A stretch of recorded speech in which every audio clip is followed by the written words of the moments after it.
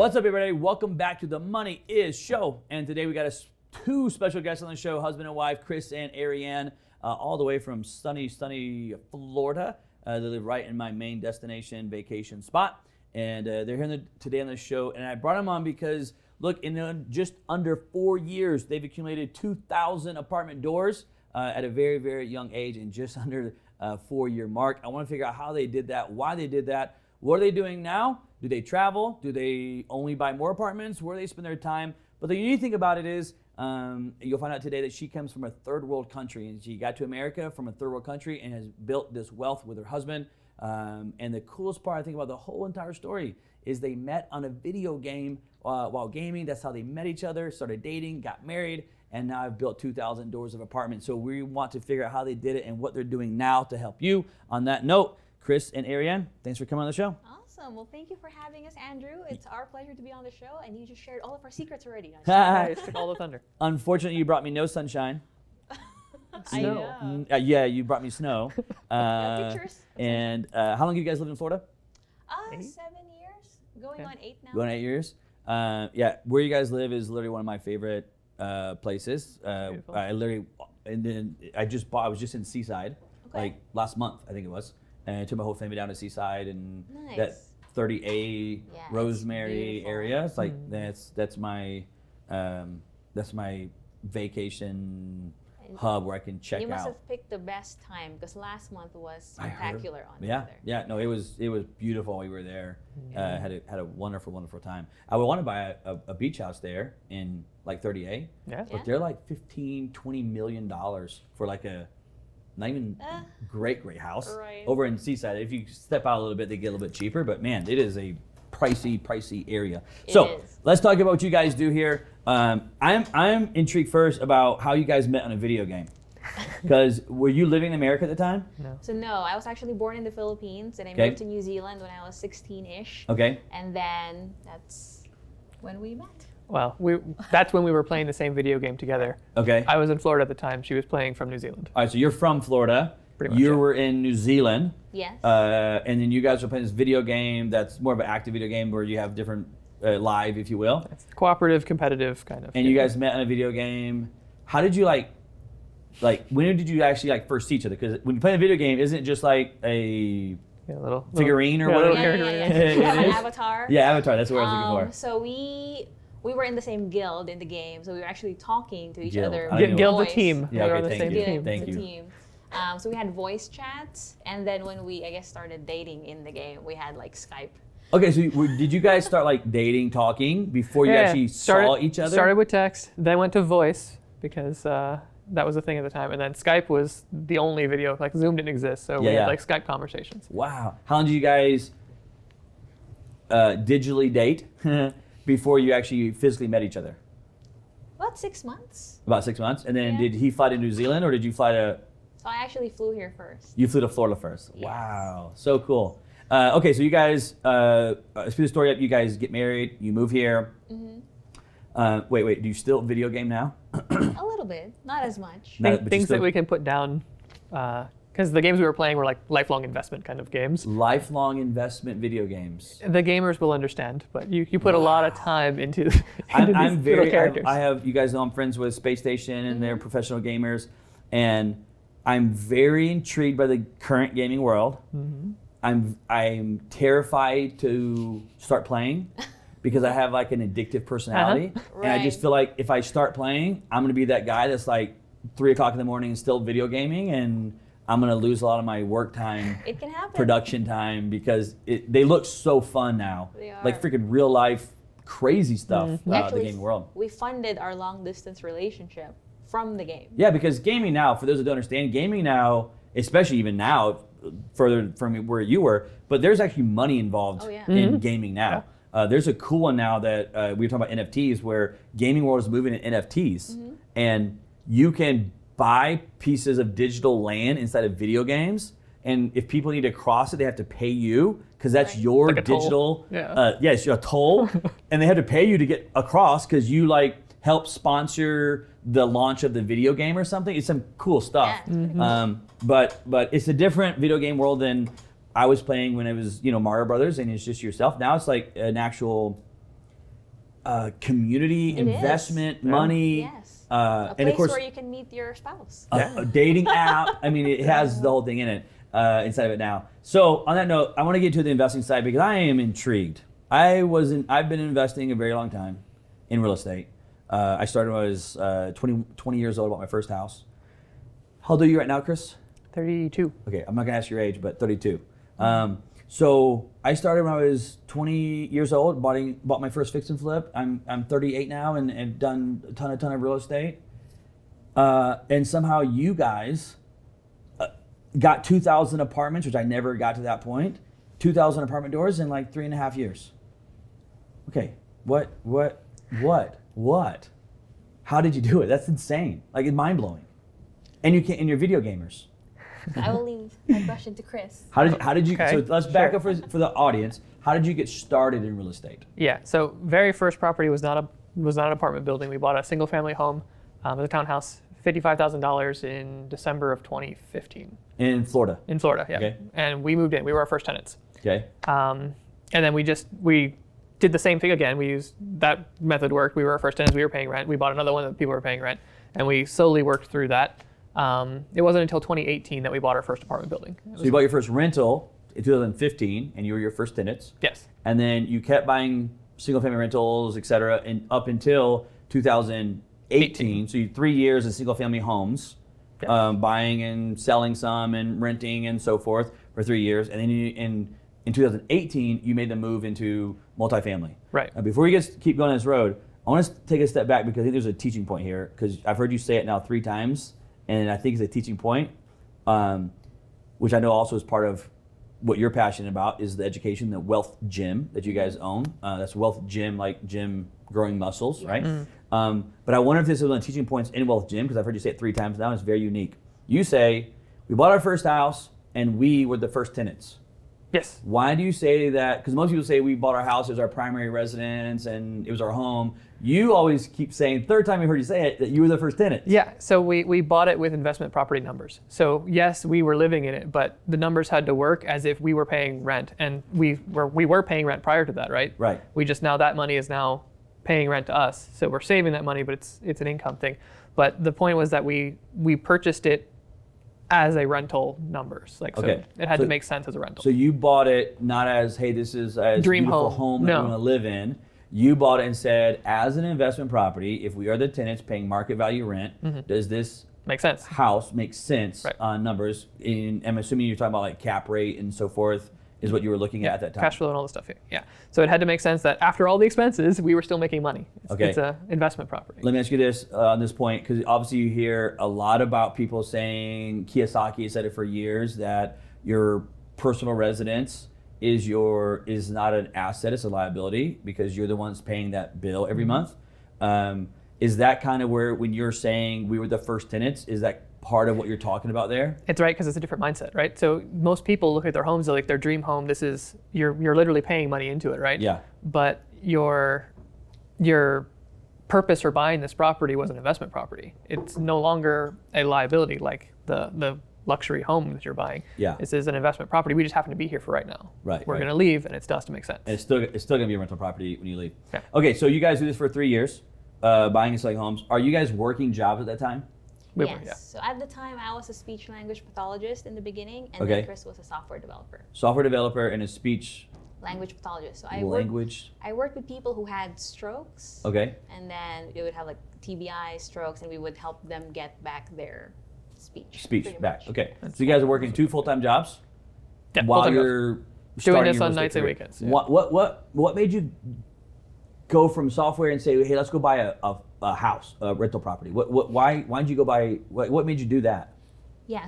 So basically, we went down the path that everybody teaches their kids to do, right? Uh-huh. Get good grades, get good jobs, get married, and that's it. Happily ever after. Okay. And we followed it. Like, my parents told me to get in the medical field because it's always in demand, and software is always in demand. So we were like the perfect couple from the outside. Yeah, the perfect power We couple. followed the plan. Always in demand for jobs. Right. But then after we got married, I think about a year in, reality hit us that, oh, right, my family's in New Zealand and the Philippines, and Chris's family is in Florida. And our jobs don't allow us to take more than 2 weeks off. And you have to ask for it. And I have to ask put for in it. for it. Yeah, and in my hopefully job, you don't get declined. Right. It's In my worse. job, they wouldn't let me because I was the only speech pathologist Oh, in yeah, the so you were building. getting declined on your PTOs. Yes, and so we were like, wait, this is like a bad. Like a trap. Yes. We built a very pretty cage for ourselves. Yeah, beautiful cage. Yes. Right. You so, just couldn't get out of it. right. So then we started thinking like, how can we get out of this trap we built ourselves in? And it was Wow. in the beginning, it was very depressing because we had student loans. Well, I had student loans. Yeah. And we thought we were set, but we were totally not. It's such a different mindset, right? And when you talk to people, a lot of people will look at you guys, especially at an early age. You guys were probably, I don't know, maybe 25 at that time-ish, Right, 24, yeah. 25 at that time. This was, yet you realized you were kind of in this trap. But most people would have looked at you from the outside and said, man, you have the best case scenario. I mean, you got great, higher paying jobs, you got Right. careers, you got longevity, you got job people always in demand. And you're only 24, and there's two of you that have these great jobs. You guys are gonna have a And- great 401k one day. And it was so interesting because we thought that. Yeah, right? yeah. We did. Getting to that point, we thought that. Yeah, yeah. And I actually grew up in the Philippines, it was a third world country. We could barely, my family back then could barely have enough to pay for rent and for Yeah. food, to even pay for our flights to New Zealand when we moved. So like it was like real poverty, right? And getting to the point where we were at 24, 25 Was was the huge. dream, right? Yeah, That you was the accomplished dream. it. Yes. But then I saw that the dream was still not a dream. I wonder if I always try to dissect what's going on, and I wonder if it hit faster for you because of the scenario, because your family was New Zealand and Philippines, and so you're like, okay, well, I want to see my family. My family's in Georgia right now. I go almost every month home, but I'm there in 3 hours and spend Right. 3 or 4 days and come back. Yours were you had to fly across the world to The go whole see day them, to get right? Yeah, a day there and a day back, but on top of that, you then, to make that scenario worse, you had a job that because you're the only one there, they wouldn't let you go, and it just created this like massive amount of like Pain. emotional pain and frustration of like, wait a second, I've done everything that I was told to do, I've done Right. everything and I've succeeded in exactly what you guys told me to go do, We followed the plan. and I can't even go and see my family now. Yeah. Even though you actually had the money to buy the ticket, you couldn't go see them. And I wonder if I always look for like ingredients of what pushes people. And I wonder if that was one of those things that at such an early age, right, pushed you guys, said, dude, this is wrong. This isn't, we did exactly what we were told to do. And here we are stuck, but we're at the top. Right? Yeah, Uh, I agree. I think it really was. And it was also, there was a lot of sacrifice leading up to that, right? Like Yeah. we had spent most of our young years not partying and all of that. We got the best You possible put the grades grades in and you to did all the get assignments. the really nice jobs. And then this is what we Yeah, got. you had all this like time, effort, energy that you put into it, forsook other things when I was not getting good grades and I was partying. You were not. You were actually doing what you're supposed to do. And then you get to this end goal and it's like, my God, it can't even get to where I want to be with my family. And the reason I think the international part's unique is because if your family had been in Florida as well, there's not as much pain. Right. Because you can just drive to their house on the weekends, you can see them for dinner, whatever it is, right? And it's like, well, I'm making money, we got bills, we're so forth. But because you couldn't, Right. it's such a big travel, and then you couldn't. I think it's one of those things that cause more Of course, quick it's to take a look. pain to look inside and say, what are we doing here? So you guys have this process of saying we got to do something, but why real estate? So we started out like we had no idea. So we had no investment experience prior to that. We started out thinking like, okay, well, we'll just save our way there. And we're like, well, that's going to That's a take horrible idea. Yeah, that's going to take 30 to 40 years, and we don't have 30 to 40 years. If we have kids, well, that can't happen that long. Yeah. So we quickly realized that was not going to work out. And then we started looking at the stock market, and that's a roller coaster that's a little more stress than I think I would like, and I have no control over that. Elon Musk gets on TV and says something great, and the Just stock tweet something through the roof. out, and and the other direction, down it goes, and I Yeah, have yeah. no control over that. My father did the live and flip style, like okay. real 2 estate. years, Yeah. bought it. Right, you move in, Yeah. kicks me out of my bedroom to paint that one, and then Yeah, moves you around. So real estate existed, but I hated it because I grew up getting kicked out of Right. my bedroom. Yeah. But we saw that, and that was our introduction to real estate. We knew it was a thing, and then we started learning about that, and we followed that path. Gotcha. Yeah, we thought it was a very tangible way to get the freedom that we wanted. Because with stocks, it was hopefully, Yeah. we could hope that we could retire early. But with real estate, it was a very methodical thing. You buy X amount of rental properties, it gives you X amount of income, and then it could go better. But even at the worst case, you were still getting that income month after month, and that was what we saw that was going to give us that freedom that we wanted. Yeah. I mean, obviously, people create wealth via stocks, right? Yeah. I'm not one of them, and mine was saying the same reason. It's like, man, I just felt like I needed to go create this wealth because I didn't come from anything, and it's like I felt like when I went and played, I dabbled with it at the very beginning because that's all that I knew was like you buy stocks and 401k stock. And I remember thinking it was so frustrating because I'm like, I put this money here and do nothing now and cross my fingers and hope my research was good that this thing goes up. And of course, again, people make wealth off of stocks. I'm not making fun of it, but it was not for me. And I didn't like it that I wasn't in control. And like you said, it was just like this up and down thing as well. So you guys get into real estate from that position. You buy your first house and then you refi, buy another one, and just keep doing it for 3 years. Yep. So bought the first house, used the same money after the refi to buy the second house, used the same money after that refi to buy the third house. And we were saving our money. Burr approach. Something like that. They kind of refer to it as. Did you guys know it was the Burr approach, or you're just like, oh, this worked out, let's do it again? We did actually. You had studied it and kind of knew. We knew how to run the numbers so that we weren't just bleeding So money see out of expenses. that studying education paid off for you. It did, yeah. Now I know how to study. All right, so what makes the change to? I mean, a lot of people have done that, like buy a rental property and bought another one. A lot of people have done that, right? Not a lot of people have moved into apartments and not at the size that you have and the speed that you have. What made you buy that first apartment complex? Tell us the story about that first one. So we actually got sidetracked for a couple years in between the first few rentals we bought and buying apartment complexes. We kind of got, we had flipped a few of the rentals we bought initially, and we were like, oh, this is great money. We'll just do this over and over. And we did that for 2 years, and then we saw that we had just built another big trap for ourselves. Like, Very oh, true. wait, I got to People buy don't get another it. one. So we were making bigger checks than our old jobs, but it was still a job. Just a check. And we still couldn't go to New Zealand and the Philippines and leave everything behind. So that's when we started looking into apartments because we were like, okay, we're behind. we're 2 years behind from what we said we were going to do. How do we catch back up? Interesting. And we saw that if we bought apartments, we could buy a whole bunch of them all at once instead of doing the singles with a single family. So that started the search. Thankfully, we were talking to someone. We were going to buy his house, but he didn't want to sell his house, right? So we were buying houses at the time. Yeah. So the person we were talking to didn't want to sell the house, but he wanted to sell 6 fourplexes altogether. Okay. And so that's 24 units at one takedown. They're all fourplexes, right? But there's 6 of them on like a lot, let's call it, whatever the acreage is.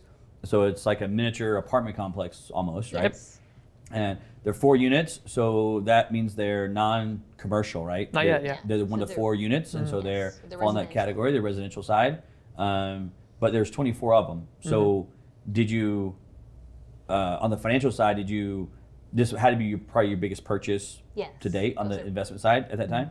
Did you go get one commercial loan for it or individual? How did you do it? So we actually didn't know any better at the time. Okay. So we got 6 conventional loans for the 6 fourplexes. And they approved you for 6 loans at the same time? They did. One bank or different banks? One bank. One bank gave you 6 loans at the exact same time on 6 different units. Yeah, and they That's tried to have 5 appraisers, and only 3 of them showed up. And that was, I don't recommend that path. Yeah, it was a wild ride, but we didn't know any better.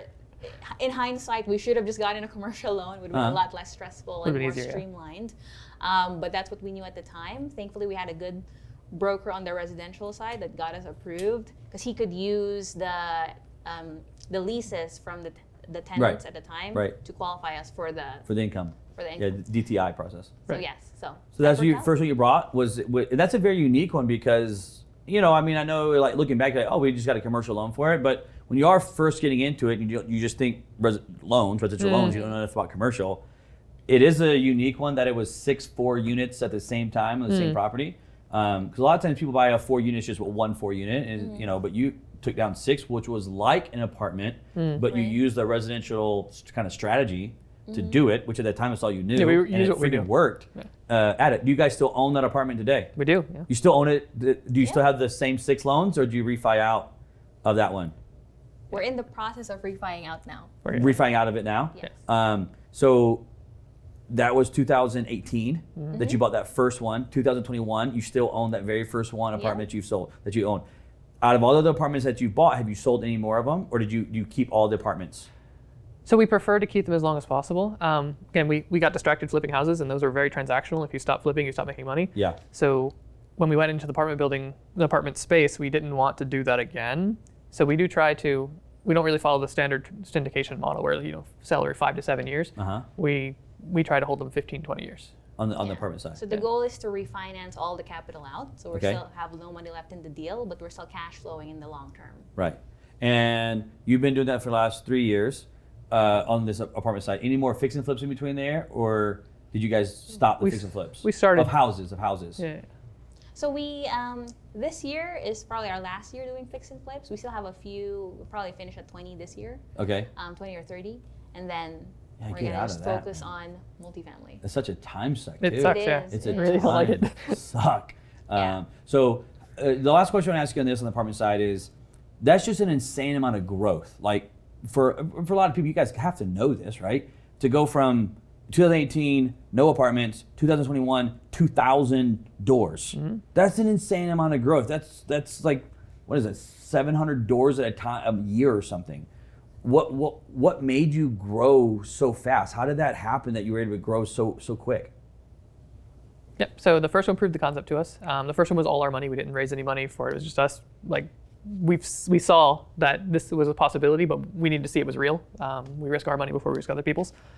So after that first one, we started investing passively in a couple of deals with syndicated deals. So someone else is raising money for their deal And to you see put what it money looks like from into that it? side. Yeah. So we Okay. were just money in that deal. And after that, we got a feel for what it felt like on the passive side. We started raising money and being on the active side of that instead. We joined another mastermind that focused on multifamily. So we started partnering with them on deals so that we could get support on the other side and experience. Okay. Which once you start closing deals and brokers know you start closing deals, they start, hey, you bought that one. Would you like to buy this one? Feeding you more Yeah. inventory. And it just snowballs. Okay, but you make it sound like it's super easy and well, we just did it and then we just did more. That happened. I'm just giving a lot of respect because, again, I've been from real estate, man. It is super impressive. Tell the audience a little bit deeper on as you guys were growing and you said, hey, we went and started syndicating, raising deals. Obviously, quick definition of syndication, you have an apartment, you got to raise whatever the number is, $5 million to take it down plus the loan. Okay, you got to go raise the $5 million. Okay, obviously your background is not wealthy families that are floating around everywhere. Right.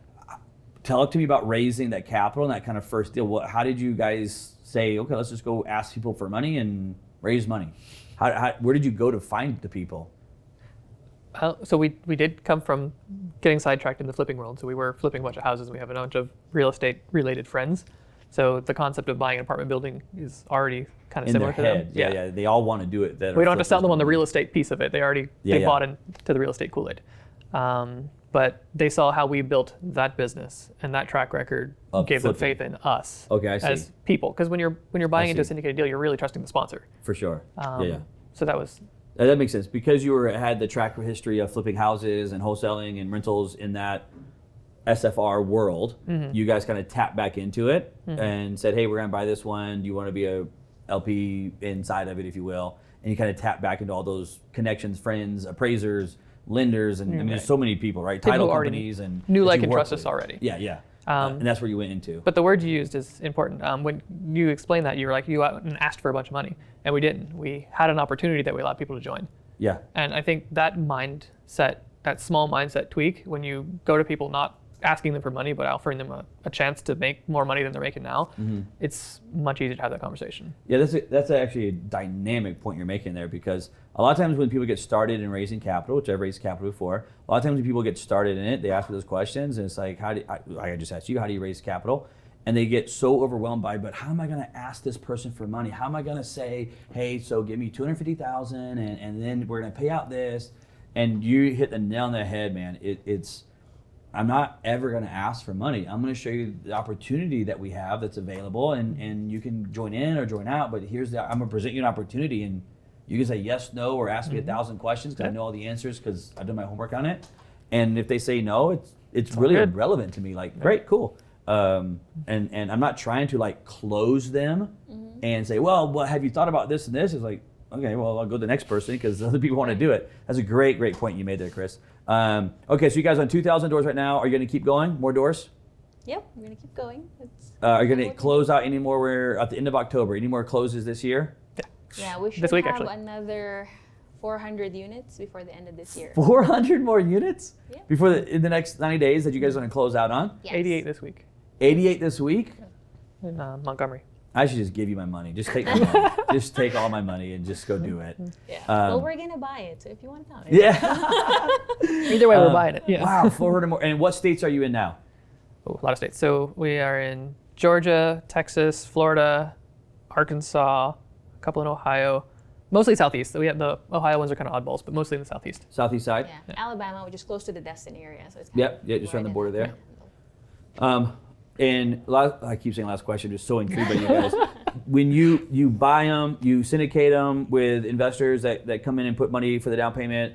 Eventually, you guys get them, increase the rents, fix them up, and then you refinance out. When you guys refinance out, do you cash out your investors as well, or the investors' money stay in, they get cash flow? The investors stay in, and they still get cash flow and Okay. depreciation, all of that. Okay, inside of it. Yeah. Okay, incredible. I think anybody that meets you probably has 1,000 more questions about apartments. Because again, I've been in it for a very long time, and what you guys have accomplished is truly unique. And what you have done is totally. I'm happy to chat more for anyone who's listening. Who wants Totally to respect you for it. On that note, that's a great point actually. If they wanted to chat more with you about it, where could they go to get more information? Is it Instagram, DM you, or is it website? So the main place we have all of our stuff is our website. So it's called wealthgym.com. Okay. So wealth and like the gym for your muscles. And then all of our info is there. Like, so my Instagram's going to be there, YouTube channel's going to be there. All the ways to reach us is there. Okay. So that's what, if they want to connect more about how the heck you guys did all these doors, and man, you're going to be close to 2,500 before the year's over. Cool. Do you see yourself stopping at some point? You're like, okay, that's enough doors? It's not the number of doors, or it's just the most effective tool we found so far. Yeah. So we always need a place to put our money. And then as we grow our network and our friends and family are doing better with their investments, they always need a place to put their money too.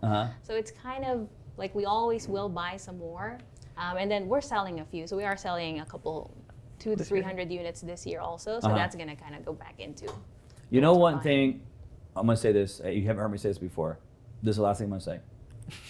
Okay, you have heard me say that. The last thing on this topic. You know the thing that I like so much about you guys from the apartment investing side, like as far as like me looking at possibly giving you guys money, is you on the investments, you guys are so non-emotional about it.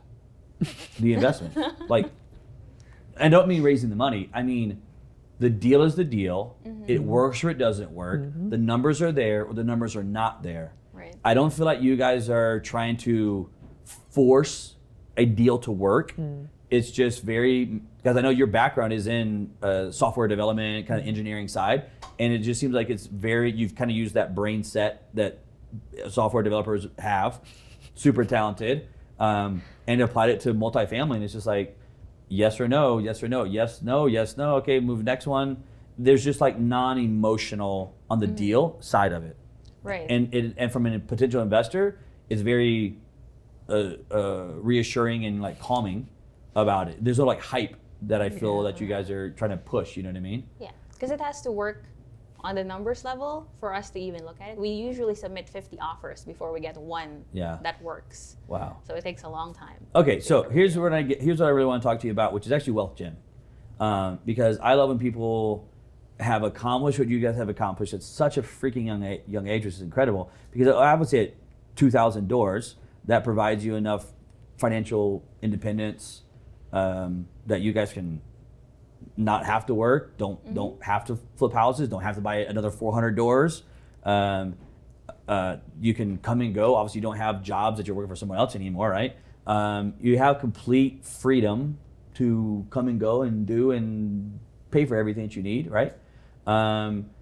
When someone reaches that, and especially at such a young age, the cool thing that happens next is, okay, but what now? Right. Like, okay, but what now? Like we all want financial freedom, but when we get there, sometimes we don't know what to do. When we get there, it's like, oh my God, what would I do now? And you guys reached it at 30 years old, probably. Okay, so what now? Why Wealth Gym? Yeah, so we saw, and we were on the same path that most people are on, and we just saw so many people struggling with the same struggles we had, right? So when we grew up, we were taught these things about money and what to do with your time and how you're supposed to make money and how you can get the freedom at age 65. Right. And we wished that we could like go back in time and tell us, do this before you do all, right. not do all that. So we could, I know we did it at a young age and we're very blessed and we're very thankful, but it could have been a lot less painful too if we had someone to follow, because we made a lot of mistakes along the way. And there was a lot of stressful times when we didn't quite know what to do.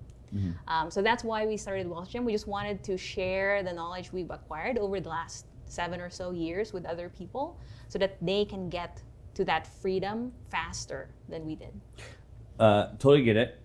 It goes back to a little bit of what, Chris, you talked about earlier. It's like, well, on our first house, we use all of our own money. On our first apartment, we use all of our own money.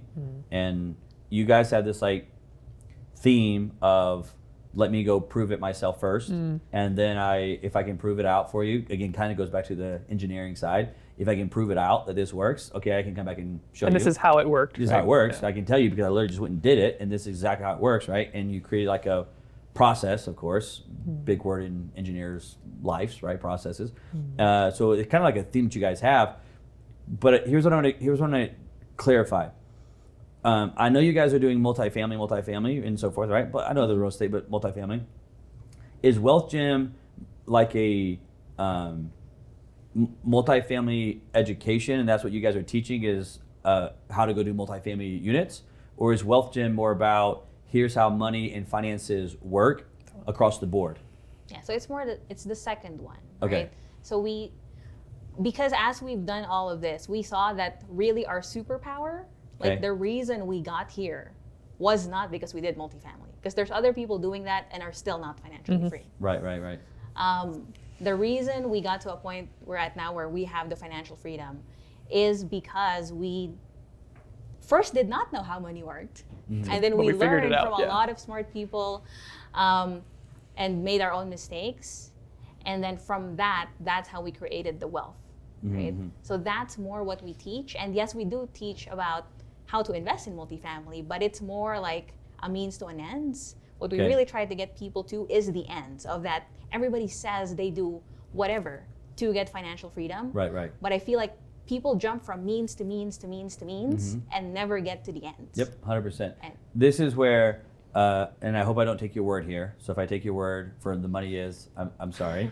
I like the word. It's not the main word that I use. There's so many good words for money is, but it's very true what you're describing right here is that a lot of times will talk about that money is the game. Real estate or rentals or multifamily is just a vehicle that someone chooses to use, but the game is not multifamily. The game is money. Right. And I think we're so people, you just said like they go from one vehicle to another vehicle to another vehicle. It's because they don't understand the actual game. Right. And so you think if I get another vehicle of stocks now it'll work for me. This will work better than if I go to Forex trading, it's crypto's the hottest. And it's like every 3 years there's another thing they're hitting. And it's because they don't understand the game is not multifamily. The game is not crypto. The game is not stocks. The game is money. Right. Those are just vehicles you can choose to learn. So it sounds like that's exactly what you guys are basically teaching is that, listen, it's why people can still own multifamily but still be broke. You guys know them right now, I guarantee it, right? And it's not because if multifamily was the answer, then everybody who owned multifamily would have money, but that's not the truth of it, right? Money's the game. It sounds like what you guys are teaching at Wealth Gym is that the game is called money. You have to understand how money works. And if you can understand how money works, well, we can use it in all kinds of vehicles. Any tool you want. Any way you want to use it. But you have to understand how it works first before. And so many people, especially in real estate, I see them all the time. I'm sure you guys do too on the market. They just jump into real estate without actually understanding money. I did. Look, straight up, I did. when I got started, right? I jumped in real estate because I thought real estate was the game. This is the answer. And it's not the answer. Money's the answer. That was just the vehicle. It took me a long time to learn that process. I love that you guys are actually teaching that versus it's easy for you guys to go start a training program on multifamily. Obviously with your success at such a young age, it's like, here's all the proof that you freaking need. We teach you how to do multifamily. But instead you said, no. What made us this way is not multifamily, it's that we understood the principles of money inside of it. I absolutely love this. And this is what Wealth Gym is all about. Yep, that's it. Give me a difference, if you can, and maybe there's not. You have a Dave Ramsey, Susie Orman, et cetera, right? And they have their philosophy of teaching. What is, if there is a difference, what would be a difference between kind of how Wealth Gym does it and say Dave Ramsey does it? So first of all, I love Dave Ramsey and Susie Orman. I think they help a lot of people. But I think the main difference is, we talk about it a lot. Like, think about when we were kids, right? Like your parents told you not to talk to strangers. Okay. They didn't tell you why not to talk to strangers or which strangers you could talk to. Because Who sometimes are the strangers? Right. Then sometimes they would bring friends and you could talk to them. Right. But Those you didn't know them. too. Right. So that's kind of how Dave Ramsey and Susie Orman, I think, do it, right? Like Okay. they give you like a blanket statement that help a lot of people, but it doesn't need a lot of explanation, Okay. right? And they help a certain person at a certain level. Okay. I think we want to help the people like after that level, where okay, now you understand that you shouldn't finance 25% credit card interest debts, right? Like, Wait, we're good. seriously? I'm going to have to take a note on that one. Not 25%. Yeah, no 25% loans. But after that, what do you actually do with the money? Like, there are some loans that are good. Like, we own 2,000 units. There are loans. And they're loans. on those 2,000 units. And there are ways to be okay with loans as long as you know what they are. Yeah. So we teach people. That's the piece of understanding money, what you Right. just said right there. That's like Right. truly understanding how money works. Because you could take that process you just taught, but without understanding it and lose. Yes. But you could also freaking create massive net worth if you understand the principles of what you just said in a very deep level.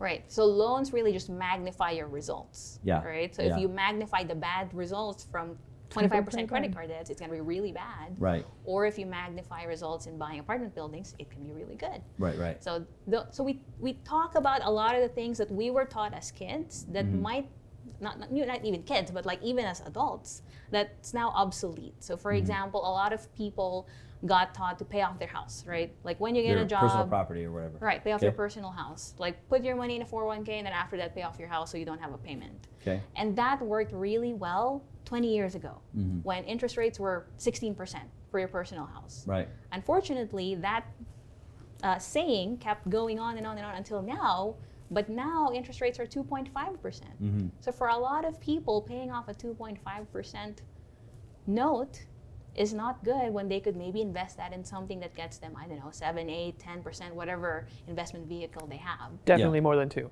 This goes back to, again, this is why I love what you guys are doing at Wealth Gym, is because this is what understanding money looks like, but it's also understanding that and then knowing how to go do that. Right. You hear a lot of people talk about, hey, my house payment is 3%, I could go buy this stock and make 8% on it. But they never actually take that leftover money. I think in my office, you guys refer to it as Lazy money. Yes. right? And you have these.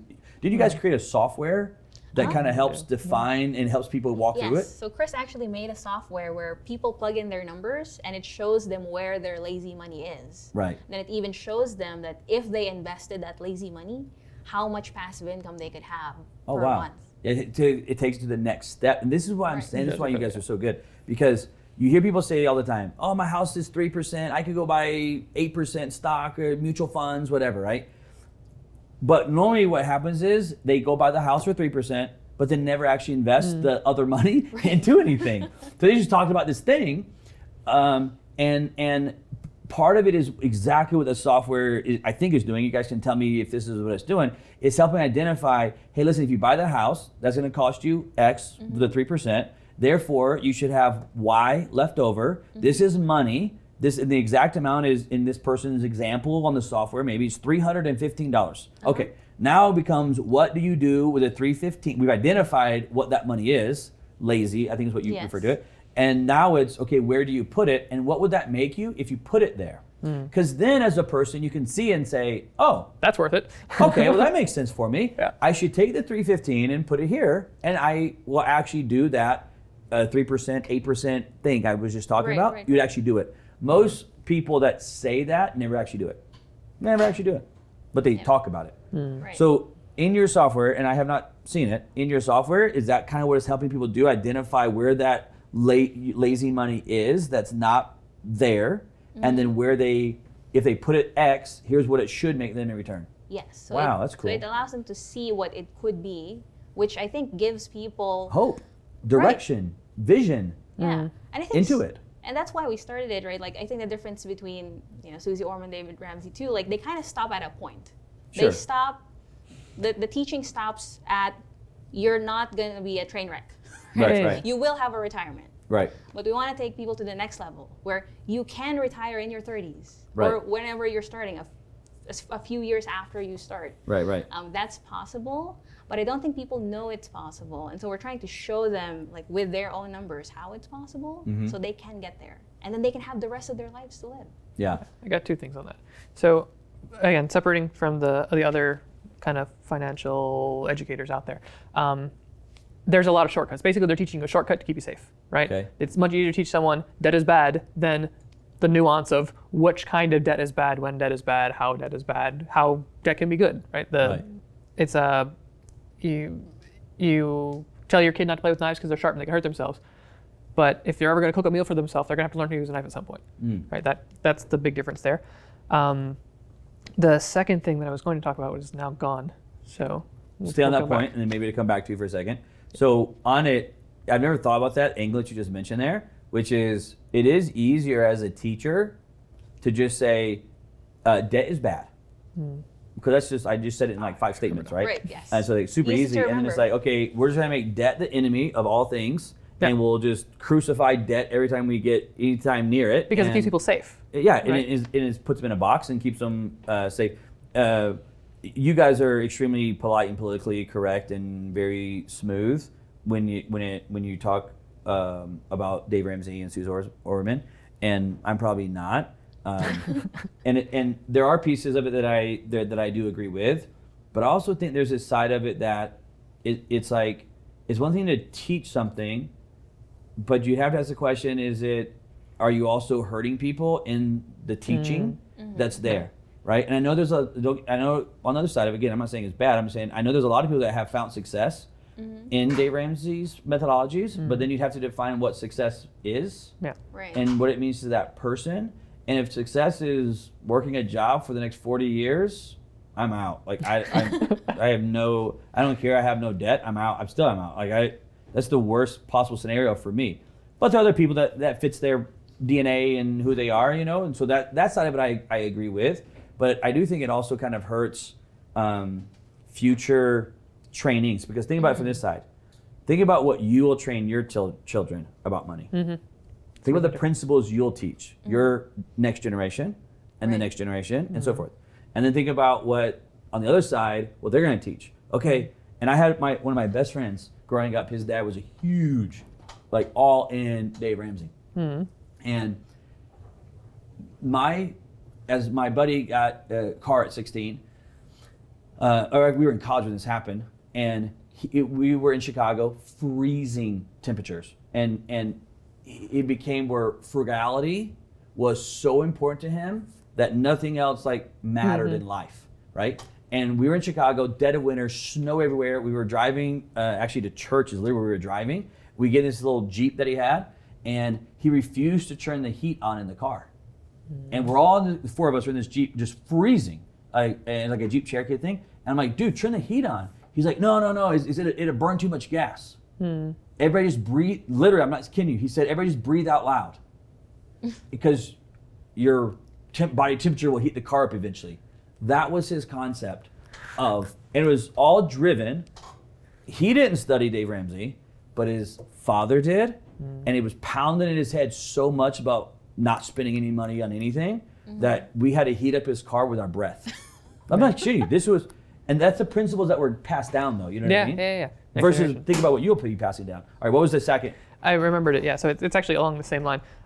There's like this FIRE movement that we see a lot on like a lot of videos, and it kind of frustrates me because most of the success stories you see there, not throwing stones, but most of the people who are successful there, when they show it, it's them living out in the middle of the desert, like super minimalist. Yeah. And some people that's awesome for, like they love that lifestyle. Right. But I'm worried that people are learning that that's the only way you can retire early is if you go live like a hermit somewhere. Yep. And we showed them that no matter what your target spending is, there's a path to get there. We just have to show you how to get there. Yeah, for sure. And I 100% agree with that point. So the other point I was going to make was like, part of this process of how many people fail at, I'm going to just say the Dave Ramsey approach. Again, I'm not saying I don't want to attack Dave, because for certain people it fits, I think, because of how their DNA is. But what happens is you're telling someone who doesn't make enough money to live, they're already poor. That's why they're in this program, right? They don't have any money. They don't have enough money to live. And the philosophy is, let's live poor. Make sense? So how we're gonna get here is we're gonna work more and be poor until we finally can get to a goal. If you think about it, holy crap, I just had this epiphany. If you think about it, it's the same thing that everybody else says. What does everybody else say that when we grow up? Get a good job, get a 401k, and hopefully, you did this earlier, your as you work, your 401k gets to a point that you have enough in it that it will outlast the rest of your life. Your rest of your life. Like, that's the dream that we've been pitched, right? If you think about kind of the Ramsey approach, is actually the exact same concept, just hopefully you can get there quicker because you have no debt. Yep. But it's the same concept. It's like, let's live poor, spend less money when you already don't have any money, work more, save more, so you get to a point where you can, your money will outlast you.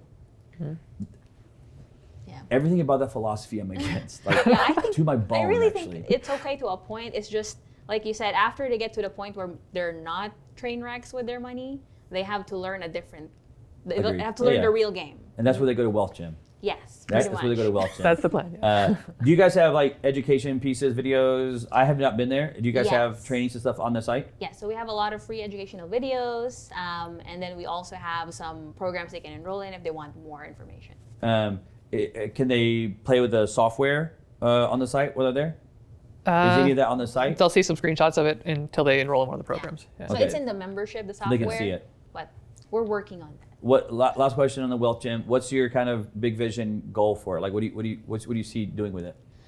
Well, we really want to help a lot of people become financially free. Because as we were thinking, like the multifamily is great, right? But really, when we're 50 or 60, do we really want to say Arianne and Chris own 100,000 units? Like, I don't think that'll So happy I got those 500 more doors. right? Like, At some point, it's just like right now, it's just, you're like, oh yeah, we're buying 400 more. Where most people would freak out that you said that. You're like, yeah, we're closing 400 more. but we'd rather help other people be able to do that, right? Or do whatever they want to do, right? We want to get people that freedom. So like the BHAG goal, the Big Hairy Audacious goal, is to help a million people get to that point before the end of our lives. Yeah. And that's what we're going for. Awesome. I love it. And I love it so much that you guys are talking about money versus the vehicles only. So many people only coach, train, teach, educate on the vehicle versus the foundation of it, which is the money side of it. Which now looking back on it, when I was talking about, man, how did you guys get to where you're at so fast? I think the answer is that. I think you guys were able to understand money quick versus vehicles quick. And then once you understood money, it was like, okay, now we Doesn't matter understand what it. vehicle. Now let's just pick a vehicle that makes the most logical, rational sense to us, and we'll go apply the money principles to that vehicle and go use it. I'm so smart that I answered my own question in this interview with you. Let me ask you the money is question, and I got the money assigned for both of you here, Chris and Arianne. So what I'll do is you guys answer this. If you have two answers, Arianne, you put yours here, Chris, you put yours here, and sign it back here. Or if you guys have one, Other way. whichever. You know what? Let's do it this way, actually. Chris, I'm gonna have you go first. That sounds great. And then you sign here, and then Arianne, and then that way. Okay? And don't tell me the answer, so that we can talk about it and reveal it. So we have Chris go first. You're never going to be able to read this, I'm sorry. Hopefully Arianne can interpret your handwriting. Yeah, you read this to him. Am I supposed to sign it? Yeah, right above your name. Nice and big. Wait. Oh. No, don't show anybody. I don't show it. No, you're just writing you. Now you. You're giving away the surprise. Everybody's want to know this one since you guys did so much and so fast.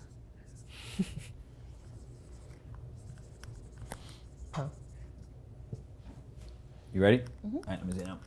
All right, here we go, guys. This is the Money Is Show with Chris and Arianne. They have two different answers here. So money is, to Chris, money is a catalyst.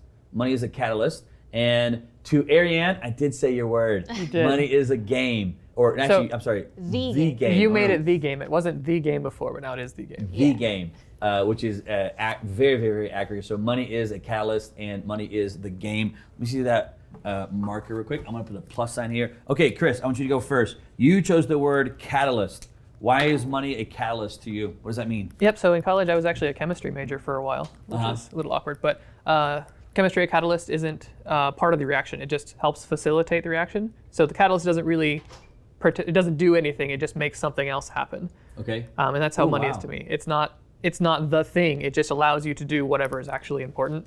So in chemistry, which I skipped all those classes in school, a catalyst in chemistry is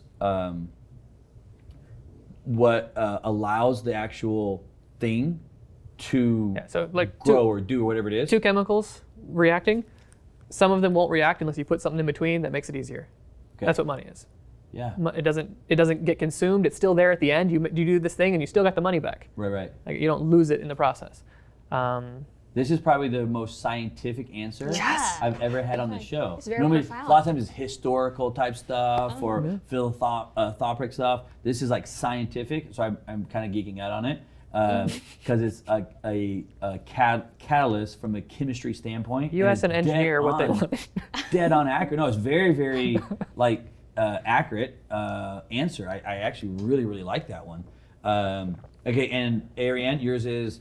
I want to be specific how I say this. You put money is the game. Yes, money is the game.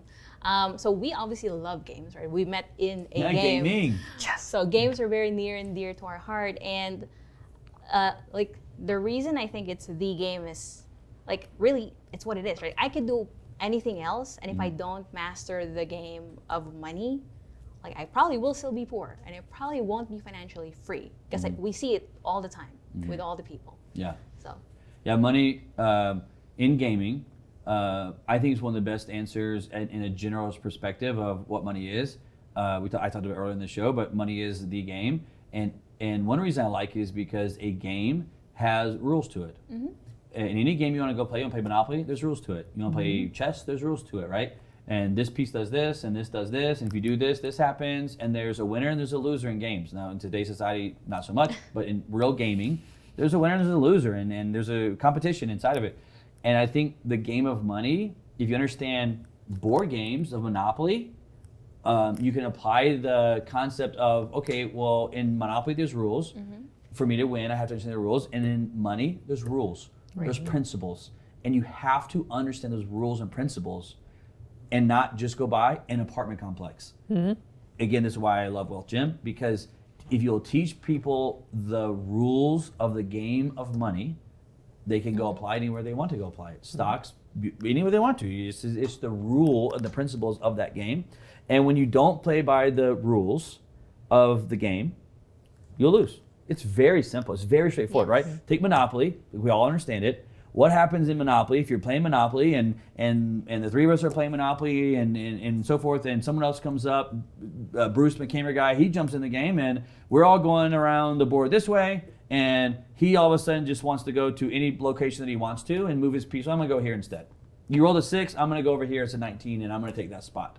And I'm going to go, it says go to jail. I'm not going to do that. Matter of fact, I'm going to collect $1,000 from the bank on this card. When you can't just make up your own rules. I can't make up rules of money no more than you can make up a rule of money. The rules of the money are the rules of the money. The rules of Monopoly are the rules of Monopoly, right?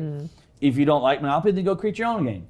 In money, though, you can't create your own game. These are the rules. And you got to, unfortunately, you can agree with them, disagree with them, like them or not like them. It's irrelevant. And to the Monopoly analogy, most people right now are playing money, the money game, like if you played Monopoly, if you just collected the $200. Yeah. Right? Yeah. You never buy anything, you just go around, spin your dice and collect $200. And sometimes you don't make it around because you got sit over here, had to go happen. back, and Yeah. sometimes you lose your job and you have no more $200 that comes in that month, right? It's very, very true analogy inside of it, and I love the word that money is a game. Okay, guys, I love having the show. I'm absolutely pumped about Wealth Gym. I know you guys remember Power Room.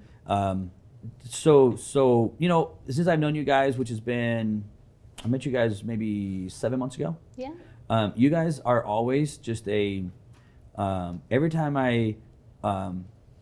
you guys are around in my network group and so forth, there's always just a pleasantness about you guys that's like easygoing. I never feel like I have to cater to you, if you will, and maybe I should. You're like, hey, you dummy, we need this. But I just never feel this like pressure of like, do something for me. You just have a very great, pleasant, unassuming, total support persona and relationship, and it's always, for me at least, it's always very, so what I'm looking for, it's always very calming when I get around you guys. Well, thank That you, makes sense? Andrew. I live in a very high alpha, like driven. Yeah, we're bringing it back down and to- you guys just like, dude, let's just go play video games. It's okay. Very calming. Life's amazing. It is. Go ahead. Thing. And that's coming from literally like it's a sincere compliment from you. It's like you guys have a great, and you guys as a couple like have the same energy, if you will, on that point. That both of you are very calming and polite and always there, man. And I've always enjoyed having you guys there. I'm pumped about Wealth Gym. I'm blown away by your apartment growth. It's insane. But it does make sense on the understanding money, and I'm absolutely so happy about Wealth Gym. If you guys want to know more about it, you got to go check out Wealth Gym. That's Gym, like my huge muscles right here. Get them on camera, Bruce, right here. There they are. You got to check out Wealth Gym. Love having you on the show. We'll see you next week on the Money Is Show.